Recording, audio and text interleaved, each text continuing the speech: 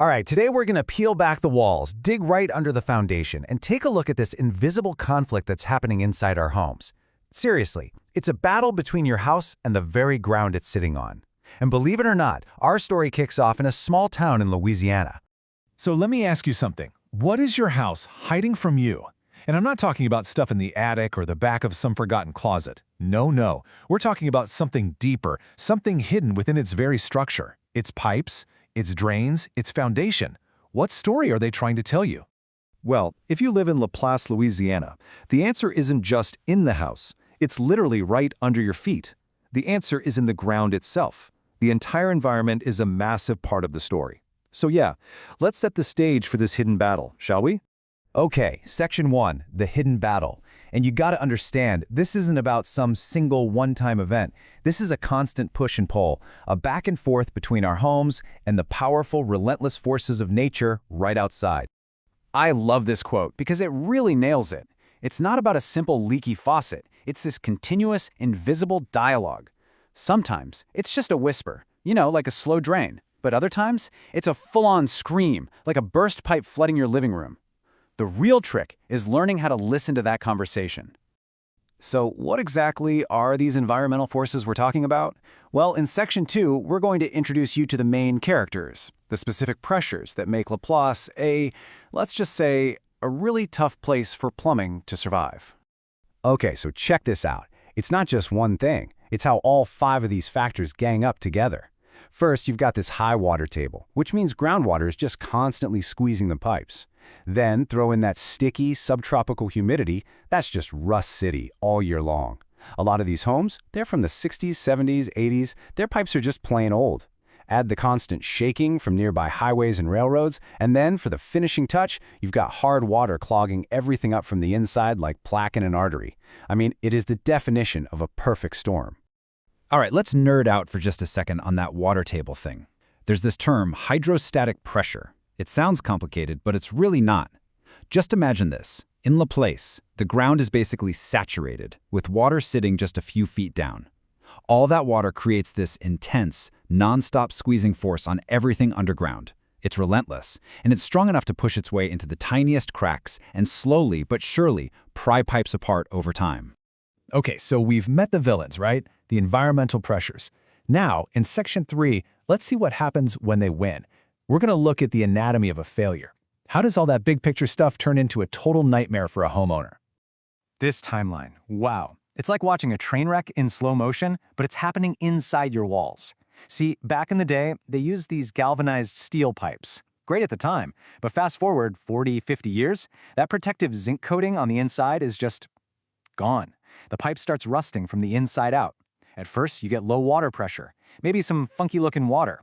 And then one day, bam, a burst pipe, and a huge, expensive mess. And here's the tale of 2 pipes, right? On one side, you have that old galvanized steel which just can't hang in an environment like Laplace. But on the other, you have modern stuff like PEX or copper.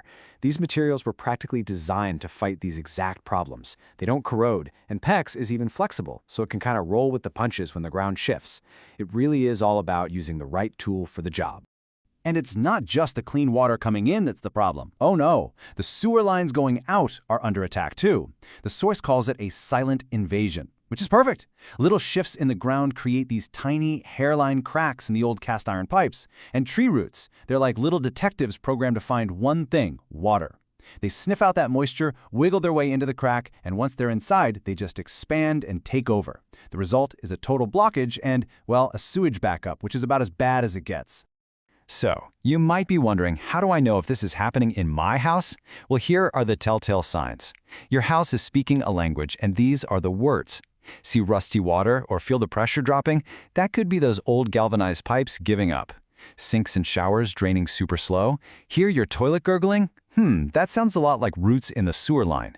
And if you see a mysterious wet spot in your yard, that's a huge red flag for an underground leak. Your house is definitely trying to tell you something.